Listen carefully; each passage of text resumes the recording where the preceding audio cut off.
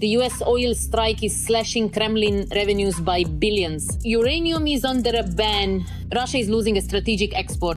Catastrophe is inevitable. The US is preparing an economic blockade of the Russian Federation. Tariffs are like a nuclear strike. Russia's economy is bursting at the seams. We haven't even started yet. The White House promises to finish off the bunker leader's economy. To find out what happens next, keep watching. Sanctions that break bones, that's how US Senator Lindsey Graham described a bill capable of changing the rules of global energy trade and striking not only at Russia, but also at its largest buyers.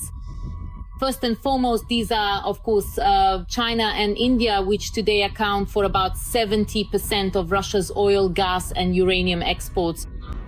The goal of this bill is to break the vicious cycle in which China, a communist dictatorship, buys oil from Putin's Russia at below market prices, giving its war machine the means to kill innocent Ukrainian civilians. The document has already received support in the US Senate and may be approved in the coming days. It provides for the introduction of 500% tariffs on the import of oil, gas, and uranium from Russia for all countries that continue to trade with it.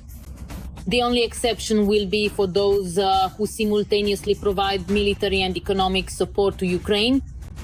In effect, the United States is offering its partners a choice: either break ties with Russian energy resources or face a devastating blow to their own foreign trade.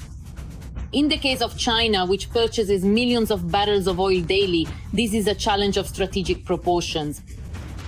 I do not rule out that Trump may announce such steps, specifically announce them after the adoption of the relevant law, after the relaxation of regulations that would grant the president the right, but not the obligation, to impose the corresponding sanctions. And obviously, here Trump can act following a recent example, as he announced as well. For instance, he might say that tariffs will be imposed in a month, giving that month as an opportunity to conduct negotiations, thereby stimulating the negotiation process, and at the same time pressuring China to put pressure on the Russian Federation in order to end the active phase of the war. Trump and his inner circle have run out of patience. They were counting on one thing, and most of the negotiators, including Dmitriev, Ushakov, Lavrov, and Putin himself, promised one thing, talked about one thing, but it turned out completely differently. In this case, Trump doesn't like that he was made to look like a weakling and a clown running errands for Putin, a person who has been fed piles of nonsense, who has had kilograms of this noodle hung on his ears by Putin, and his entourage naturally feels humiliated and wants to change the situation. For him, this is, of course, a reputational blow.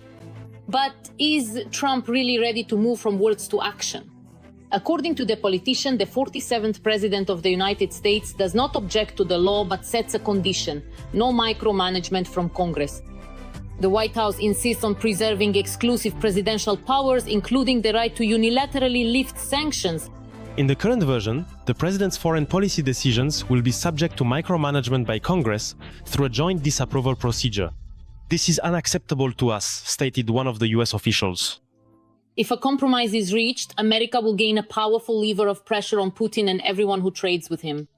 We will see a drop in the ruble exchange rate, possibly by 5 to 10 rubles, maybe more, against the US dollar. But this is situational, and the rate will recover. The same applies directly to the stock market.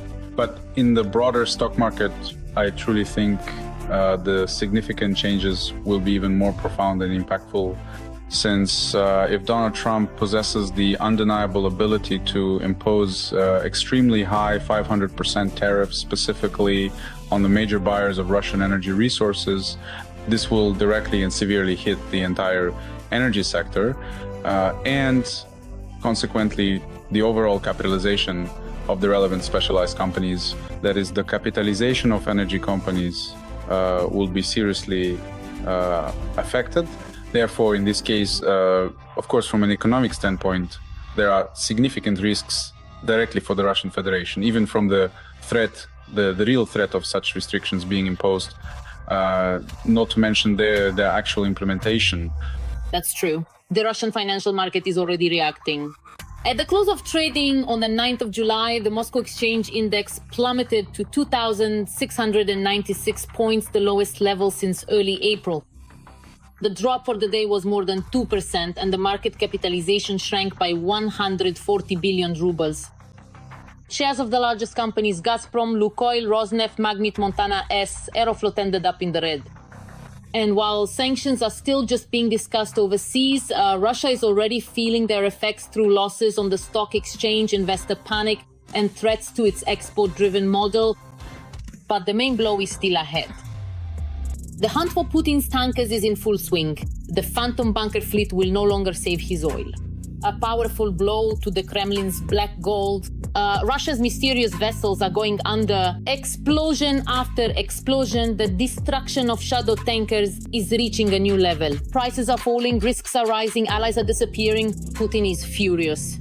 Who is behind the attacks on Russia's shadow fleet? Stay tuned. The vessel Sea Charm, damaged in January 2025 off the coast of Turkey, and the tanker Sea Jewel, which nearly sank in February in Italy. Next, the Koala vessel, which exploded in the Russian port of Usluga, and the Grace Ferrum, damaged off the coast of Libya in that same February of 2025. And finally, the tanker Villa Mora, which suffered an engine room explosion just yesterday, on the 27th of June. The hunting season on Putin's fleet is now open. And in addition to the now familiar threats from Ukrainian aerial and naval drones, the Kremlin's shadow logistics have encountered a new scourge. A series of mysterious attacks on oil tankers using limpet mines has shaken the shipping world, sparking speculation that the explosions are part of a sabotage campaign. Limpet mines are not a new technology. The first of these were invented by the Germans back in World War II. Thanks to their special shape and attachment system, such a charge could burn through the armor of even the thickest tank. Designed to utterly destroy tanks, its powerful shape charge meticulously pierced armor by using a remarkably thin jet of focused metal moving at incredible speeds of up to 14 kilometers per second. However, no one had ever done anything like this underwater before. Every voice matters. Join our community, support independent journalism and help us bring you the truth from Ukraine. Become a member of Ukraine today. Join us now. Perhaps some very kind, intelligent octopuses are diligently dealing with these large Russian tankers, just like this one.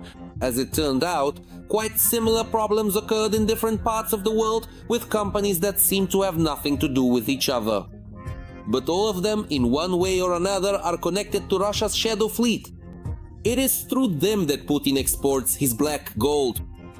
This is the fifth tanker in a row to suffer from similar unexplained explosions just this year. All these vessels had ports of call in Ust-Luga, Novorossiysk, and so on. In other words, all these ships are part of the Russian shadow fleet and transport Russian oil that is under sanctions. Of course, at this moment, we genuinely don't know who precisely did this or what exactly is truly happening in this unfolding situation, but it's very, very telling, very much so indeed.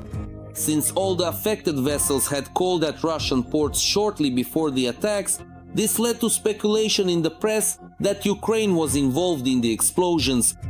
And while official Kyiv remained silent, Ukraine's military intelligence, in its recent report, classified the latest damaged vessel as part of the Russian shadow fleet, which suggests that Ukraine may indeed be indirectly involved in the maritime explosions.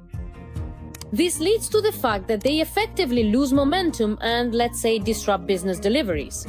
If the number of such vessels experiencing these kinds of accidents and damages increases, it will affect the frequency of such voyages, causing them to decrease. At the same time, even if Ukrainian special services are involved in what's happening, experts assure that no one has been attaching mines to tankers all over the open sea. Most likely, we are talking about a combined operation involving several types of attacks. Most likely this was some kind of planned action. It's possible that it was some sort of sabotage. Again, this tanker from the Shadow Fleet most likely has some criminal element involved, and it cannot be ruled out that the explosion was actually the result of these criminal factors and their activities. 5 attacks on Putin's Shadow Fleet in the past 6 months have significantly reduced the already meager list of those willing to continue trading with the Kremlin. Those who weren't scared off by looming Western sanctions have changed their minds after hearing about the prospect of simply going down with all their cargo, whether off the coast of Libya, in other parts of the Mediterranean, or even in Russia itself. Those involved in this rather unsavory business transporting Russian oil under sanction shape now started to additionally inspect their tankers, including from the outside, even bringing in divers to make sure there are no bottom-attached devices, mines, and so on. Such precautionary measures are costing ship owners a pretty penny. As a result, doing business with the Kremlin is simply becoming unprofitable. Now, oil delivery routes are being reconsidered, and insurance agents are revising coverage terms. In other words, the risks are increasing very, very significantly. And this is a signal to the market. Using tankers from the shadow fleet is becoming highly risky, both from an insurance safety perspective and, of course, in terms of legal liability. If today Russia's shadow fleet numbers by various estimates up to 1,000 vessels, then after the latest explosive news, that number could drop to just a few hundred. But even those remaining are unlikely to sail the seas for long after an inevitable encounter with Ukrainian intelligence or marine octopuses. Shock! Real hardcore from Russia. The Kremlin is collecting personal data on migrants. They will even monitor children. A digital prophilia new prison without bars. Putin's secret plans have been exposed. Migrants will be sacrificed. The bunker dweller demands cannon fodder. All the details are coming up in the report. In Russia, they've reinvented the wheel again only. Now it's digital and it's rolling over migrants. The Kremlin has decided to create unified digital profiles for all foreign citizens in the country by the 30th of June, 2026. They've got quite a thorough plan. This profile will collect every possible piece of information, from border crossings to the level of Russian language proficiency among their children. All sorts of data will go in there.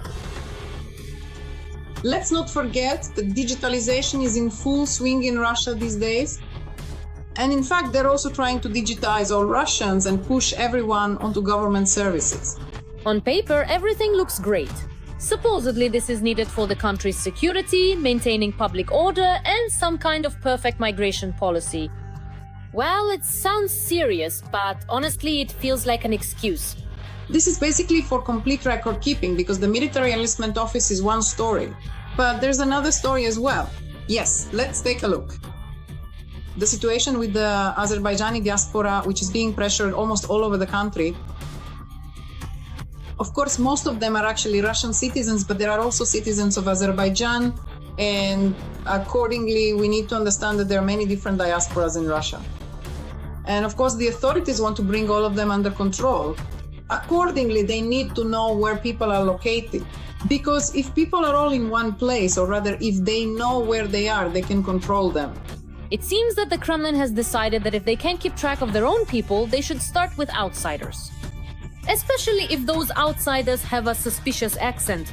I think Russia basically has no image left at all. But as we can see, sometimes there are strange people who still want to go to Russia. Literally, the latest news is that I think his account, or a prince, Pyotr Sheremetev, 95 years old probably because of his age, he's already experiencing some mental issues, wanted to return to Russia. Of course, there are such figures who are under the influence of Russian propaganda, but many others are also under the influence of Russian propaganda. And now it gets even more fun. In 2022, the Kremlin discussed how to expand the list of those subject to military service by including migrants. Basically, you come to Russia, pass a Russian language test, and voila, you're mobilized. Makes perfect sense. Now they need to run as many migrants as possible through the military enlistment offices. Maybe someone will take the bait, maybe they'll manage to sign someone up as a contract soldier. And after that, it's all about registration and control. It's practically Lenin's thesis, registration and control.